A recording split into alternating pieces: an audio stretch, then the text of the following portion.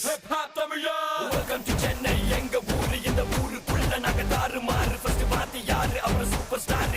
கவிதைக்கு யாரு, பாரதி யாரு. இங்கிலீஷ் படத்துல இது தமிழ் படம், அதனால எங்க கிட்ட வச்சுக்கிட்ட அவ்வளவுதான். இங்கிலீஷ் பேசினாலும் தமிழண்டா.